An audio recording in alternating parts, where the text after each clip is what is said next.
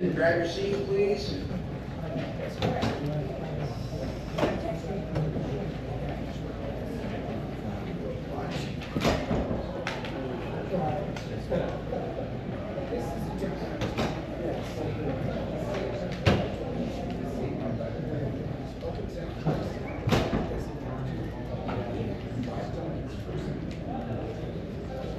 Hey, Steve. Steve Chesson. Steve Chesson. Steve Chesson. Can you do a sweep there and tell people to come in? Thanks.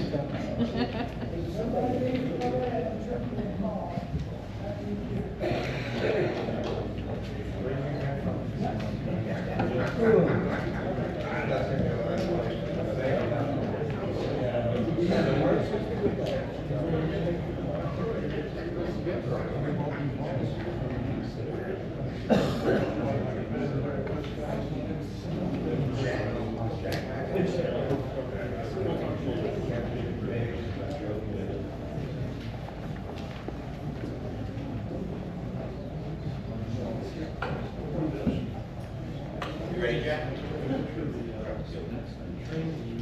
All right, folks, we are going to finish strong with a close friend of the Battlefields Foundation, Mr. Terry Heder. Terry is now with the Civil War Trails Program. He's the historian and editor for the Civil War Trails Program. Long time member of our organization. When did he come to the Battlefields Foundation? 2008 came to the Battlefields Foundation, served in various capacities. And when he left the Battlefields Foundation, he was serving as our chief historian, chief of interpretation. And if you go anywhere in the Shenandoah Valley, you're going to run into Terry Heder's writing, because he has written so much of the material in our interpretations. If you go to our museums, our exhibits, if you are out on the battlefield or on any of our battlefield trails, all that signage, much of what you hear when you dial in for our phone-in tours, and he's continuing to do contract work for us. He really is the author of the Valley when it comes to the Civil War. He's written probably 2 or 3 books worth of interpretation, again, from one end of the Valley to the other. He's been a great friend, a great confidant. He's directed and helped with strategy behind the scenes on many of the largest projects the Battlefields Foundation has tackled. He helped launch our first national conference and then helped run the conferences from there. He really is, and for a long time, been a backbone of Civil War history here in the Shenandoah Valley, and now throughout Virginia and the country. And it's my distinct honor to introduce my friend, Mr. Terry Heder.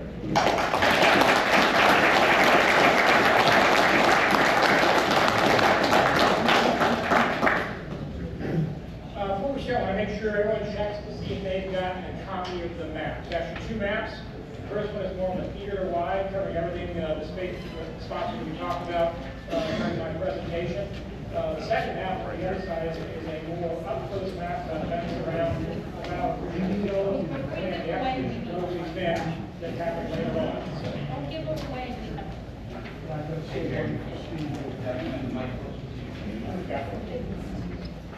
See if I can slip. Okay, a couple other things before we start. One is this talk, it depends upon a lot of in-person accounts from people who lived in those days. If you've ever looked or read those, you know that those vary a lot there. So there's, with anything that happened, there's probably 6 different opinions of what happened at that event. So if you hear something I talked about and you've read it differently somewhere else, you're not wrong. Just a different perspective on what happened during those dark days in 1864. And it goes without saying that the images are also can be respected. Those are, even eyewitness ones are fanciful, so don't look for documentary images that are every talk about these events going through the program. So thank you for that.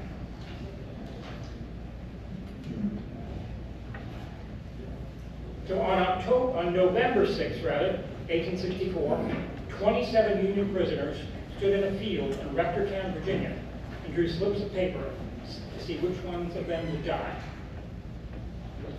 The executions were the culmination of a series of acts of retribution between Colonel John Mosby's Rangers and Union cavalry, including cavalry commanded by General George Armstrong Custer.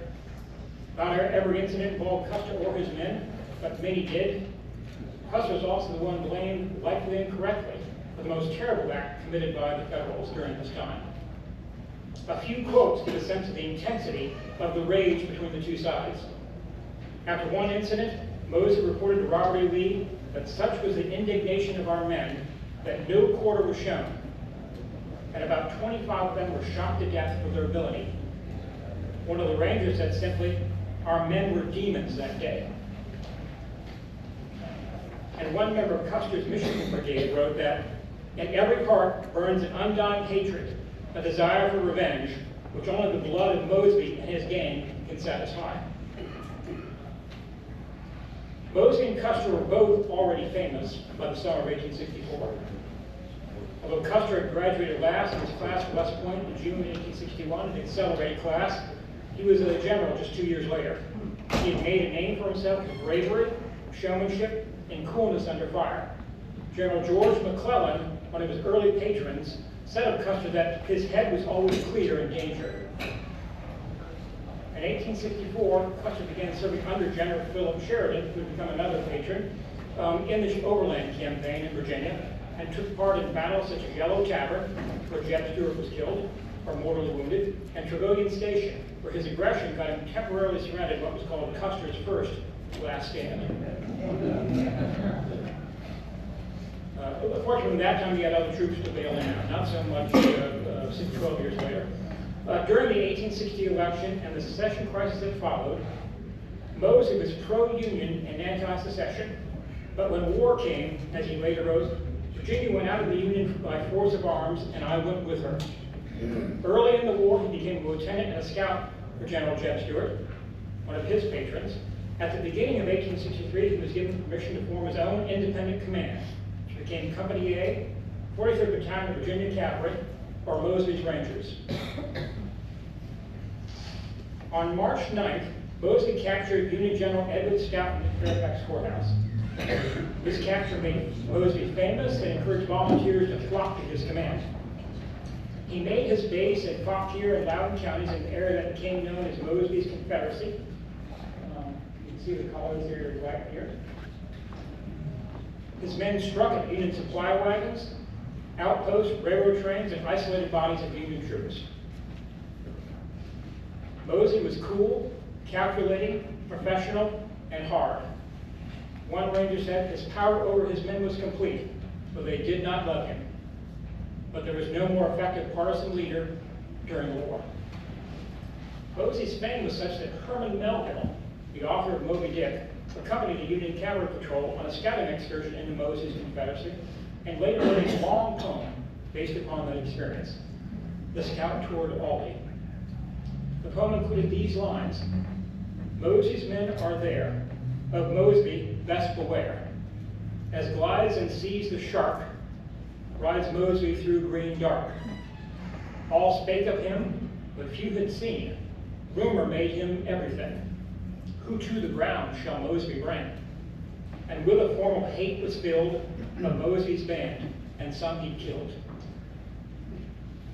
That hate and the fear that Mosby inspired Union soldiers were important factors for what happened in the Valley in the summer and fall of 1864. Mosby and Custer had been in different orbits throughout most of the war. What brought them together was the ineptitude of the Union war effort here in the Shenandoah Valley. During the summer of 1864, troops under Confederate General Jubal Early had consistently whipped Union armies in the region, used the valley to invade the north, burn Chambersburg, ransom towns, burn houses, and help put Abraham Lincoln's re-election effort at risk. After the burning of Chambersburg on July 30th, the New York Times reported that it was the same old story. The back door, by way of the Shenandoah Valley, has been left invitingly open. The North had long treated the valley as a secondary theater, a place where a political general like Franz Sigel could hold a leg while someone else did the skinning somewhere else. But those days were over. Federal leaders combined various departments into one command, the Middle Military Division, with a single, greatly reinforced field army, the Army of the Shenandoah, and put General Philip Sheridan in charge. Among the troops Sheridan brought with him were 2 cavalry divisions, and among their ranks were George Custer and his Michigan Brigade.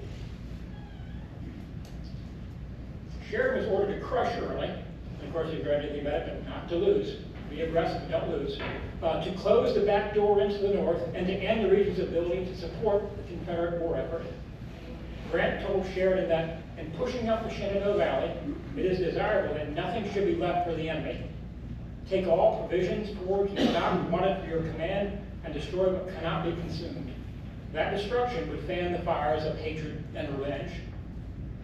Sheridan arrived in Harper's Ferry to take command on the night of August 6th. 3 days later, Mosby and his Rangers tried to kidnap him. Lieutenant John Russell, a ranger from Berryville who became Mosby's best scout, learned that Sheridan had made his headquarters at a home near Charlestown. On the night of August 9th, Mosby and a small group of Rangers crept to within 300 yards of the house. Ranger John Hearn went forward to learn the strength of the defenders, quietly jumping the fence, only to find himself landing smack in the dab in the middle of 6 Union sleeping soldiers. When a guard nearby demanded to know his name, Hearn initially started talking about what unit he was in, then sprang forward and ripped the gun out of the guard's hands. The guard then shouted, "Murder! Murder!" at the top of his voice, and that mission was over. And Hearns raced away as the camp rose up in an uproar, and the Rangers retreated. With the beginning of Sheridan's campaign and the stakes rising in the valley, Mosby moved into the region in earnest. One ranger recalled that hardly a day passed from the 1st of August 1864 till midwinter that some of our men were not troubling Sheridan. Mosby himself wrote that the main object of my campaign was to vex and embarrass Sheridan, and if possible, to prevent his advance into the interior of the state. On August 10th, Sheridan started south from Harper's Ferry. By nightfall on August 12th, Sheridan was at Cedar Creek, and Early had withdrawn to Fisher's Hill. Early was outnumbered 2-1 at this time. In response to Sheridan's advance, Robert Lee dispatched reinforcements under General Richard Anderson toward the valley. As Sheridan advanced, his supplies came south from Harper's Ferry by wagon train, making a tempting target for Mosby. John Russell, the chief scout, reported that hundreds of wagons were leaving Charlestown to supply Sheridan. On the night of August 12th, Mosby gathered 350 Rangers at Weapontown and headed west. Russell scouted ahead and reported that the wagon train was on the pike north of Berryville. Just before sunrise, Mosby and his men rode to a hill overlooking the pike. Despite the darkness and the morning fog, they could see their target, a line of more than 500 wagons that stretched 3 miles long. Near Berryville, one ranger recalled, we heard the rumbling echoes of the heavily laden wagons. That stretched as far as the eye could reach. Mosby deployed his men 100 yards away from the wagons.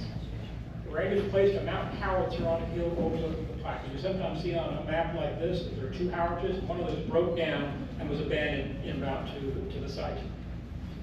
But the gun was first unlimbered over a nest of yellow jackets, which swarmed up in anger, sending the men scrambling and the horses rearing and bucking. But one of the men braved the stings and dragged the gun to another position. And from there, they fired the gun, giving the signal to attack. The howitzer's shell crashed among the wagons, beheading a mule and stunning the Federals. The shot was like thunder from a clear sky, Mosby remembered. The Rangers swarmed over the train. The drivers cut and run, and the terrified horses bolted, their wagons dragging, grinning behind them. Many soldiers immediately fled. Some tried to put up a fight, only to find that the raiders were shooting our men down in every direction. One ranger remembered that it was a scene of the wildest confusion. The booming of cannon, the bursting shells, the rattling of musketry, and the sharp crack of the pistols mingled with the yells and curses of the contending forces. The braying of mules and the lowing of cattle, and the cries and groans of the wounded. In the road, horses and mules were dashing wildly about like mad, wagons upset, blazing or smoking. The Rangers captured 100 wagons, over 500 horses and mules, 200 cattle, 200 prisoners, animal feed, rations, uniforms, and musical instruments, which they continued to play, in this picture, badly when they rode away. The loss of the supplies were immediately felt by Sheridan's men who were near Middletown. You can see from your map, you'll see the location between Sheridan coming down on the Valley Pike more to the west to Middletown at that time, and to the east, about 10 miles east of Berryville, where the wagon train already happened. The loss of the supplies were immediately felt by Sheridan's men, who were near Middletown. That same day, one Federal who was there wrote that before sunset we got back to camp. A sutler brought rumors of an attack by the irrepressible Mosby, and the total destruction of the wagons bringing all of our food, forage, equipment, and records. The men hearing this, that they were to get no rations that night, made a vigorous attack on a fine flock of sheep grazing near the camp. That day, Sheridan received word about Anderson's 6,000-man force that was advancing to reinforce Early and in danger of cutting him off. On August 16th, Ulysses S. Grant suggested that Sheridan commit an entire cavalry division to the destruction of Mosby. Grant added, where any of Mosby's men are caught, hang them without trial. With Anderson approaching, Sheridan started to move north. That same day, August 16th, part of Anderson's force was defeated by Union cavalry at the Battle of Guard Hill, just north of Front Royal. Custer played a conspicuous role, at one point making a charge that threw back advancing Confederates. And it's probably too small to see, but on 5 years that Custer's charge took place. As Sheridan pulled his men back north, he executed Grant's orders to leave nothing for the enemy. His cavalry burned barns, crops, grist mills, and confiscated livestock. That morning, when Early's Confederates awoke, they discovered that Sheridan had vanished and saw the smoke rising across the landscape from the burning, once again engendering more anger and rage. Meanwhile, the Rangers returned to the valley and began clashing with Union cavalry and picking off stragglers. One Ranger shot a Union soldier who was skinning a sheep. He then cut a hoof off the sheep and shoved it in the mouth of the dead man, whose head was propped against the sheep's carcass, his eyes staring lifelessly blindly up at the sky. And he attached a torn piece of paper with the words, "I reckon you've got enough sheep now." On the night of August 18th, a Ranger detachment led by Captain William Chapman came across 4 troopers from Union Colonel Russell Aldridge's 5th Michigan Cavalry, part of Custer's brigade, standing watch on the pike east of Berryville. Chapman and his men emerged from the darkness wearing civilian clothes and Union blue and started chatting with Corporal Alpheus Day. Chapman then shot Day down. A northern newspaper reporter told the story this way. A party of men in citizens' clothing rode up to one of the advanced posts and when halted, commenced to parley with the men on duty, asking what their orders were and similar questions. Suddenly the strangers, who turned out to be rebel soldiers, fired, instantly killing Corporal Day, and then fled. In another account, a ranger who wrote about the incident described it this way. Chapman attempted to capture the picket, but the man refused to surrender and was in consequence killed. An event which you will presently see, as we will, was fraught with the most calamitous consequences to several families in the neighborhood. In retaliation for the killing of Day, and believing that locals had provided information to the raiders, Custer ordered that 5 houses of prominent citizens be burned around Berryville. On August 19th, 30 members of the 5th Michigan Cavalry, again part of Custer's command, rode to carry out those orders. They had burned down 2 homes, set ablaze the barn of Colonel Benjamin Morgan, who were preparing to burn Morgan's home. Chapman and the Rangers from east of Berryville when a scout brought word that the Federals were burning the homes. Riding towards the area, they crested a rise and saw smoke on the horizon. When they stopped at one of the burning houses, they found women and children weeping as they watched the burning remnants of their home. As one Ranger recorded, one of the women entreated them to extract revenge on the Federals, crying, "Smite and spare not." He added that the effect of this appeal, added to the piteous spectacle before them, maddened the soldiers. As they galloped off, they shouted, no quarter today." As they neared the Morgan home, the Rangers saw the burners preparing to set torches to Morgan's house. From 100 yards away, Chapman ordered a charge, shouting, "Wipe them from the face of the earth. No quarter, take no prisoners." The Federals fired 1 volley before the Rangers swarmed over them. Stunned, confused, and completely unprepared, the Northerners were overwhelmed. One Ranger described it as a sharp, quick, and clean little fight. No prisoners. Many Federals were shot after they had surrendered. 29 died, but 1 survived, despite being shot in the face by pretending to be dead. A correspondent from the New York Times reported that 10 men were murdered on the ground after surrendering. nearly all of whom were shot through the head. 2 men had their throats cut. Mosby has practically raised the black flag. The soldiers are indignant at the bloody outrages perpetrated upon their companions, and whenever opportunity occurs, will no doubt retaliate. This was the time when Mosby reported to Lee that such was the indignation of our men that no quarter was shown. Hearing of the killings, one Union officer declared that he will never bring another of Mosby's men alive into camp. Another Federal wrote, "These things warmed our blood with indignation. For cowards, sneaks, and cutthroats, men who would murder the wounded and defenseless, we had no tender sentiments." The attacks on Union cavalry continued. The feeling is becoming desperate that there is no safety in leaving the command even short distances, one soldier wrote. It was exactly the feeling that Mosby wanted to engender. Days later, the bodies of several members of the Michigan Cavalry, again part of Custer's command, who had been out foraging, were discovered, all shot or hanged. According to a Union veteran who described it decades later, one of the hanged men had a stolen ham tied to each leg, and a card pinned to his coat that said, "That was the way every Michigan man would be served who was caught foraging." On September 14th, in a small running fight among a handful of men, Mosby was hit by a Union bullet that shattered the handle of his revolver before entering his groin. He would recover and return to command several weeks later. He was out of action during the next major incident in the vendetta between the Rangers and Union cavalry. On September 22nd, 1864, Sheridan routed early at the Battle of Fisher's Hill. And again, if you look at the map on the back, you'll come to understand the relation to these events here. So in coordination with that attack, Sheridan sent General Alfred Tolbert and 2 cavalry divisions to the Page Valley, as you'll see on the map, with orders to move south to Luray, cross the New Market Gap, and cut off Early's path of retreat from Fisher's Hill, potentially ending the war in the valley in one fell swoop. But Tolbert was turned back at the Battle of Milford, and a big part of that was because the valley constricts so much at that point between the river and the mountains. There's very little room to maneuver, so a smaller force has a great advantage and they might not otherwise there. Sheridan was enraged, and Sheridan was often enraged, let's be honest. The next day, Tolbert withdrew north towards Front Royal.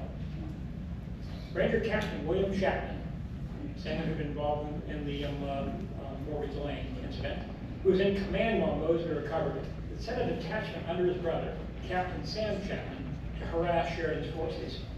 On September 22nd, Sam Chapman's detachment encamped near Front Royal, where locals told him the Union cavalry that had passed through on the way south the day before, and the sounds that he heard of the fighting out of Milford that day before.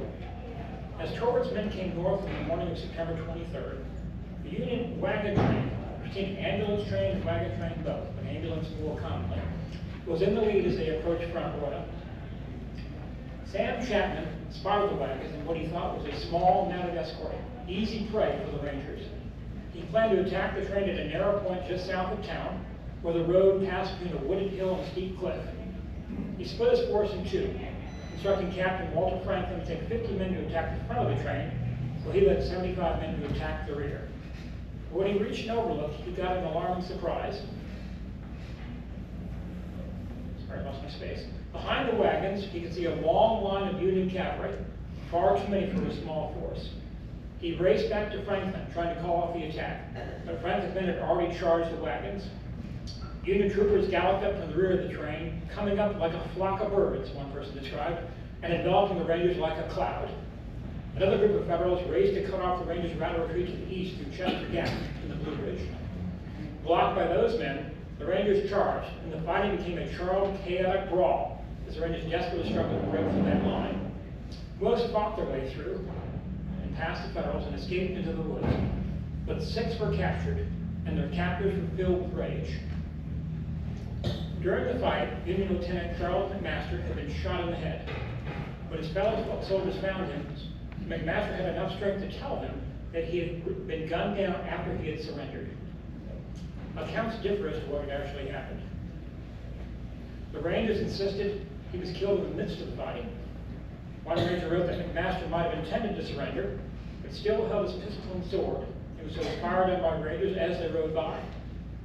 But one civilian in Mosby's Confederacy, who only had heard the story from a Ranger, wrote in her diary that the Rangers had captured an officer, and that could only be McMaster, and that they gave him several shots after he begged and pleaded for them to spare his life.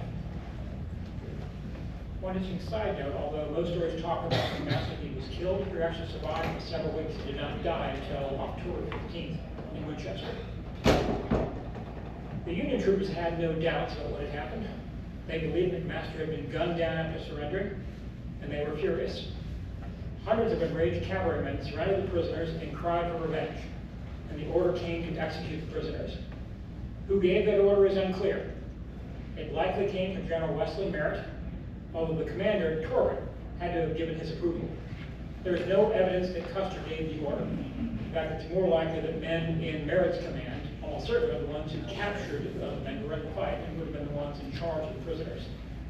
Two of the prisoners, David L. Jones and Lucian Love, were taken to the graveyard behind the Methodist church and shot. Another, Thomas E. Anderson, was gunned down under an elm tree. One of the captured, 17-year-old front row resident Henry Rhodes, was not actually a ranger. When Moses' men had come through town to attack the wagon or ambulance train, Rhodes, who had long dreamed of becoming a ranger, borrowed a neighbor's old horse so he could join in, hoping he could capture a Union horse in the Navy so he could join the Rangers. But in the frenzied attempt to break through the Federals, his horse collapsed and he was captured. Two Federals tied him to their saddles and dragged him up the street as his anguished mother pleaded with them, screamed for them to spare his life. As she cried out, one cavalryman branded his saber and threatened to behead both. The Federals took the teenager to a field on the Rose Hill farm and shot him. One front row resident said that a Federal ordered the dazed prisoner to stand up in front of him while he emptied his pistol upon him. And another version, the Union officer saw one of the prisoners, who could really only have been Rhodes, running and throwing up his arms as if to ward off the bullets that tore into his body. Sue Richardson, who lived in Rose Hill, wrote in her diary, "Poor Henry Rhodes, shot in our field nearly in front of our house. We could see the crowd assembled around him. Then we had the pain of seeing the livestock, passing over him before his body could be removed. His poor mother is almost crazy." The other two prisoners, William Thomas Overby and a man named Carter, were taken to a wagon yard where Torber offered to spare their lives if they revealed the location of Mosby's headquarters. Both refused more than once, and Torber ordered them hanged. As the men were led away, Overby was defiant, his head erect, while Carter began weeping. Both were hanged from a walnut tree. Overby's last words were, "Mosby will hang 10 of you for every one of us." Federals left a sign on the swinging body that said, "This will be the fate of Mosby and all of his men." Although Custer likely did not give the order to execute the captured men, it would not have been out of character. Just days later, some accounts say on the same day, in a wooded area outside of Woodstock, Custer's troops came upon Davy Getz, a 39-year-old man with the mind of a child, carrying an old musket that he used to hunt squirrels and small birds. The soldiers arrested him as a bushwhacker and tied him to the back of a wagon, despite his terrified cries and the pleadings of his elderly parents. Getz was forced to march behind the wagon for 45 miles up the valley to Dayton. On October 1st or 2nd, Custer held a drumhead court and ordered Getz executed. Getz was taken to a small rise in an orchard, forced to dig his own grave, and then shot. And what's sad and tragic also is that just days later, his younger brother, knowing nothing of this, passed through as a member of Thomas Ross's command, passed by his brother's grave in pursuit of Custer's command.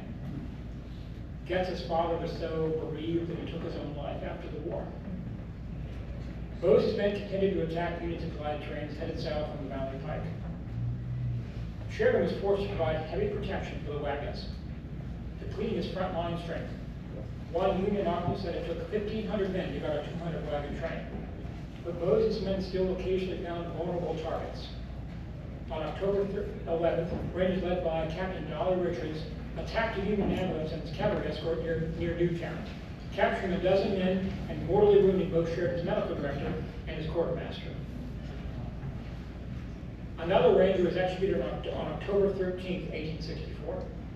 Private Absalom Willis was captured in Rappahannock County by Union troopers under Colonel William Powell. Powell's troopers had discovered the body of a Union soldier and believed he had been bushwhacked. Powell decided to hang a ranger in retaliation and had Willis and another prisoner draw straws to see who it would be. When the other prisoner drew the short straw, he burst into tears and said, "I have a wife and children. I am not a Christian, and I'm afraid to die." Willis stepped forward and said, "I have no family. I am a Christian, and I'm not afraid to die." Willis prayed as the nooses put around his neck. Powell's men tied the rope to the top of the young poplar tree and bent the sapling down nearly double. When it was released, the sapling snapped up and Willis was wrenched skyward. His body was left dangling in the branches with a sign on its corpse that read, "Hung in retaliation for a Union soldier said to have been killed by one of Mosby's men." Mosby had returned to the ranges on September 29th. From the reports he heard, Mosby blamed Custer for the front row executions. On October 29th, he wrote to Robert Lee and said he planned to hang an equal number of Custer's men, 7 as Mosby added Willis to the 6th and front row. Lee forwarded the note to Secretary of War James Seaton, if I'm pronouncing his name right, and wrote, "I have directed Colonel Mosby to hang an equal number of Custer's men in retaliation for those executed by him." Seaton replied that Lee's instructions are cordially approved. And importantly, our business to note that here you have the upper command of the Confederacy, both Robert Lee and the Secretary of War approving the execution, just as you had Ulysses S. Grant telling Sheridan to hang Moses' men when he found him. This was not done as a matter of action by younger command. This was approved by policy on the upper levels. Mosby had told his men that whenever a member of Custer's command was captured, he was to be held locally and not sent on to Richmond. On November 6th, Mosby decided that the time had come to carry out his planned retribution. The captured men, 27 in all, were gathered in a field in Ruthertown. 2 of them were drummer boys.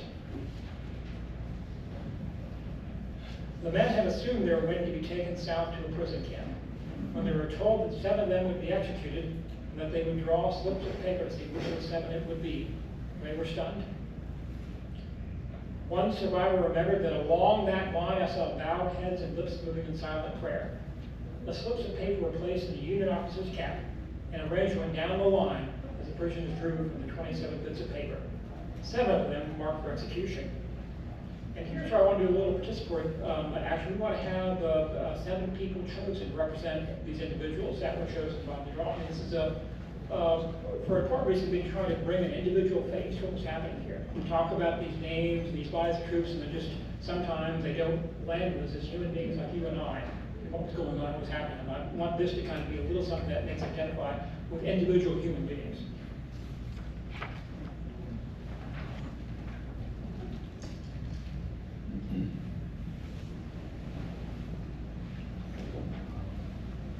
Just a hint, this will not be the last few drawings.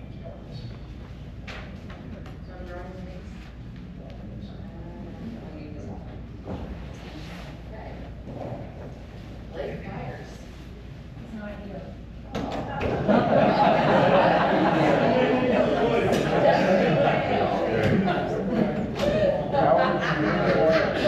You just stand.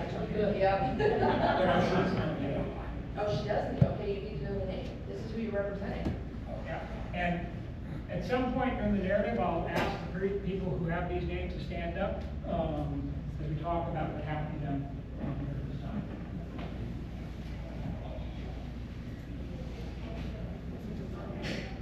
Okay. Winston Cameron. He left a little while ago. Yeah.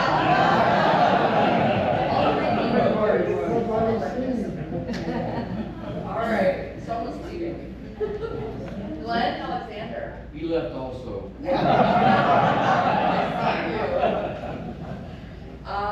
Daryl Halstead. He is here. Can you take it? Daryl, if I stand up, Oh. Yeah, I'll take you. Oh, I can't. John Wilkins. Yeah. There he is, Terry. Oh, you need that? Good, yeah. And where's Nathan Mapes? There he is.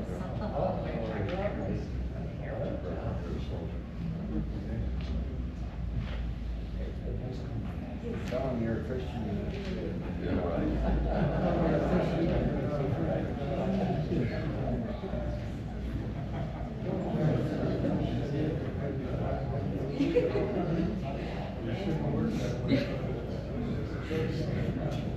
That's you. And Nathan.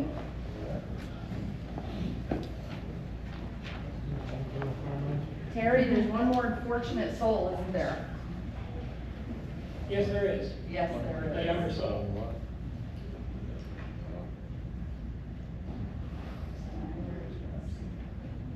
Benton Westfall. And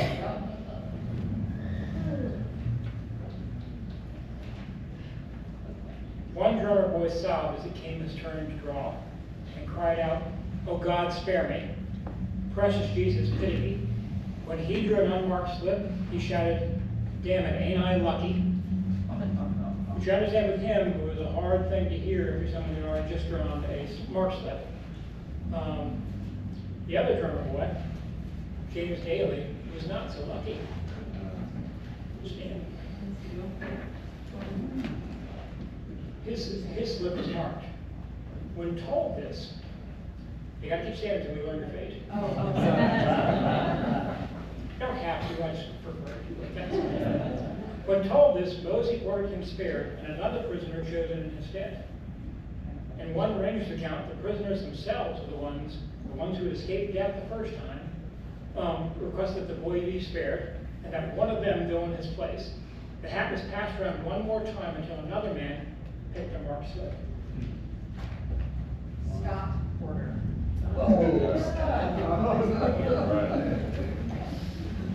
It's a nice knowing this guy. This is a set. Mosby. It's in this setup, it looks like it, but it's not. Can't buy your way out of this one, Scott. Mosby wanted the execution to take place close to Union lines for effect, on the other side of the Blue Ridge Mountains. Now, they're on the east side now, it goes to Confederacy and went across over to the west. He assigned Lieutenant Edward Thompson to command the execution detail. One thing to remember about this is the Rangers did not enjoy this. None of them were looking forward to this. This was hard duty for them. What you might do in the heat of battle is hard to do in cold, calm times like this. As they traveled west, the prisoners each walked beside a horse, their left wrist bound by a rope that was attached to the pommel of the saddle. They also had a ranger on horseback in front and behind of each of them. At Ashby's Gap in the Blue Ridge Mountains, and this is one of the places where the stories have things like this happening in several different places. We picked Ashby's Gap. The detail paused, and each prisoner was allowed to write a letter to his family. While they were stopped, they were met by Ranger Captain Richard Montjoy, who was escorting additional prisoners from the valley into the Mosby Confederacy. One of the condemned men, Lieutenant Israel Dissisway, and where was the Lieutenant Israel Dissisway? Can you stand up? Saw a Masonic pen on Montjoy's coat. Dissisway, who was also a Mason, flashed a Masonic distress signal. Montjoy convinced Lieutenant Thompson, and I don't think he knew what was going to happen next. Montjoy convinced Lieutenant Thompson to swap out Dissisway and replace him with a captured Custer trooper that Montjoy had with him. That's what I don't think that he probably predicted. So you are spared. Prisoner who is not even part of the initial drawing, was coming over from the valley at the terribly wrong time. I drew a name, this is our God for the moment, Bill Peterson. You're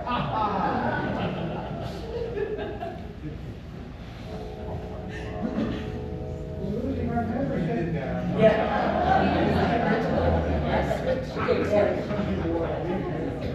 Should have asked everybody's donation money before we started that. After descending into the Shenandoah Valley, rain began to fall, and the overcast skies added to the night's darkness. Can Private George Soule stand up? One prisoner, Private George Soule, used the cover of the gloom to loosen his rope and escape unseen. There are different accounts. One account has him rolling into a ditch, waiting for him to go by. Another has him climbing in a tree where he actually witnessed some of the horrible things to come. Where in the valley did that happen? They didn't say, but it was somewhere between the foot of the Blue Ridge and Berryville, in that stretch. If it was close, as they said, witnessing, it would have been in west of Berryville. It was further to the east, closer to him, it probably would have been when he rolled into a ditch. But again, you're comparing these different accounts and different versions of people who often did not write them until 30, 35 years after. Yeah, there you go.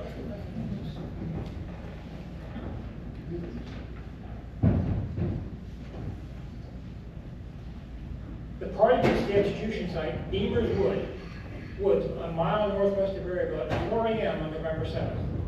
Mosby had specified that 4 of the prisoners were to be shot and 3 hanged to match the 7 Confederate executions. And Corporal James Bennett and Private Melchior Huffman will stand up. Never mind, I decided to just become a ranger. They had left deserters from the Confederate Army to the Rangers. I doubt they'd let a Federal do it, so, but good try. The Rangers shot Corporal James Bennett, who's Bennett? In the head and the left arm. And Private Melchior Huffnagel in the head and right arm. Can Charles Marvin stand up? Thompson tried to shoot Corporal Charles Marvin, but the pistol misfired, and Marvin knocked Thompson down and fled into the woods. So you can sit down, you are safe. The Rangers put the remaining 3 men on horses. So can William Prouty, Sergeant Dodge, and Private Frank Hooker stand up? Place nooses around their necks and whip the mounts, leaving them in swaying in the darkness. For them, there'd be no miraculous being saved. I'm calling my mom.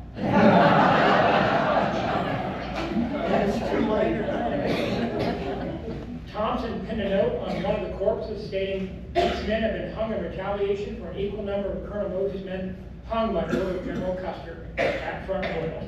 Measure for measure." Thank you all. I thank everybody for taking part, and I hope that helps a little being able to see a human face on these guys. After the Rangers left, a local stumbled on the site and discovered that the 2 men had been shot, but at Huffnagel were still alive. He took them to Winchester, and they recovered. At least one, I can't remember what, had their arm amputated. In the end, only 3 of the 7 who had been condemned were actually executed, 3 who had been hung. When told of the 2 men who had escaped, at the time the Confederates did not know that Bennett and Huffnagel had survived, Mosby said he was unconcerned. "If my motive had been revenge, I would have ordered others to be executed in their place." He later said, "I was glad they got away to carry the story to Sheridan's army." 5 days later, on November 11th, Mosby wrote a letter to Sheridan. He asked Lieutenant Charles Grogan to carry it to Sheridan in Winchester, but Grogan, who was known as a brave man, declined this hazardous task. Lieutenant John Russell, his chief scout, in an act of enormous courage, volunteered. Russell went to Union lines under a flag of truce and was taken blindfolded to Sheridan's headquarters at the Logan House in Winchester. Sheridan read Mosby's letter, which detailed his recounting of the sequence of events that led to the executions in Beamer's Woods, and closed with these words: "Hereafter, any prisoners falling into my hands will be treated with the kindness due to their condition, unless new act of barbarity should compel me reluctantly to adopt a line of policy repugnant to humanity." After reading the letter, Sheridan talked privately with Russell and wrote a response to Mosby. The contents of that letter were never revealed, but the executions and the cycle of retaliation came to an end. Mosby's Rangers continued to clash with Union forces in the valley, but the area's importance as a theater of war faded after the Union victory at Cedar Creek and Lincoln's re-election. The end of the war was now only a matter of time. In March 1865, Custer led the assault at Waynesboro, the last battle fought in the valley, where Union cavalry destroyed the remnants of Juba Early's army. He then played a major role in the climactic Appomattox campaign in April 1865. Sheridan's cavalry helped cut off Robert Lee's retreat, prompting Lee's surrender on April 9th. After Appomattox, Mosby met twice with representatives of Union General Winfield Scott Hancock, then in command in the Valley, to discuss the possible surrender of his command. At the second gathering at the Clark House and Tavern in Millwood on April 20th, the meeting became tense after one ranger claimed he saw Union soldiers in the woods surrounding the house. Mosby rose and put his hand on his revolver and said, "If the truce no longer protects us, we are at your mercy, but we shall protect ourselves." Had Mosby given the word, one ranger recalled, not one Yankee officer in the room would have lived. But Mosby and his men walked out and rode away. Mosby disbanded his rangers the next day, April 21st, 1865.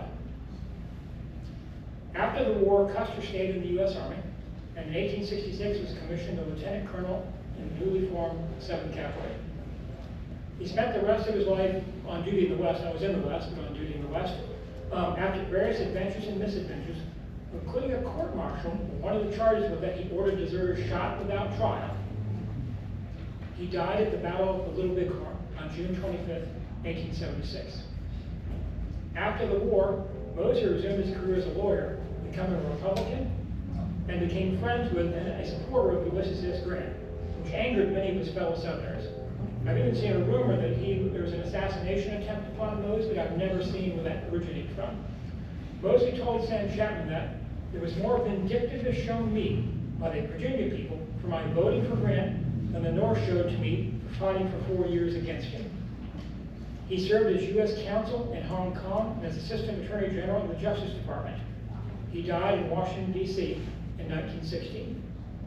Today, there are 2 monuments in the Valley related to these events.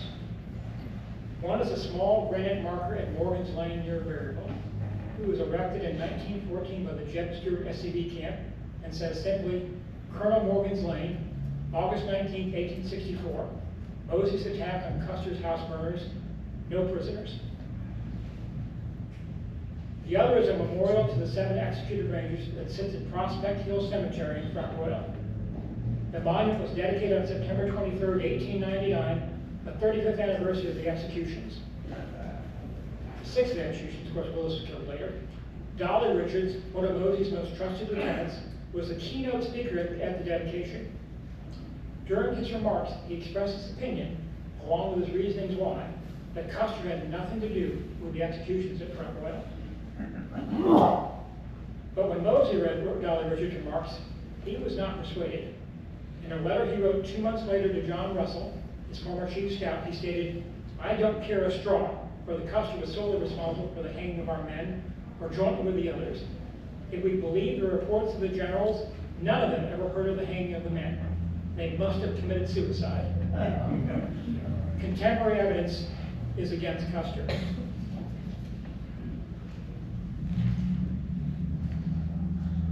To the very end of his life, Mosby retained the same iron will and uncompromising manner that made him such a formidable wartime foe, that ultimately made Sheridan and the Federals blink, bringing an end to the worst of the horrific cycle of eye for an eye violence during those dark days here in the Valley. Thank you.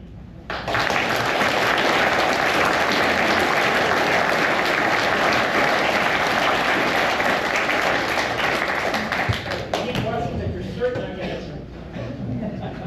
Yes.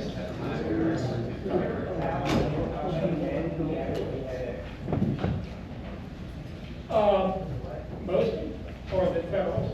There's anecdotes all over. Mosby, there were 3 that were executed then. Now, there are others that were shot, basically, up close, in-person style, like at Morgan's Lane. They're not counted as executed, shot after surrendering or while wounded, but there's no total number. Again, the account of this differs so much. Even there, the federal official report is 29 men that were killed at Morgan's Lane, or Mosby in his letter to Lee said 25. So that's where the numbers are very interesting. Well, and if you can catch Terry in the hall afterwards for questions, I just got flagged by the hotel at the back door. We have to clear out of this room so that we can get it preset for this evening's events. How about another round of applause?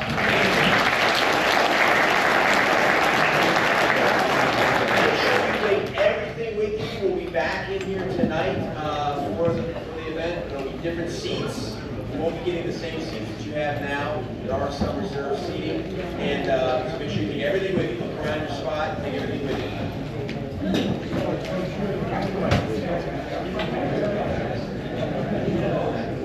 I did.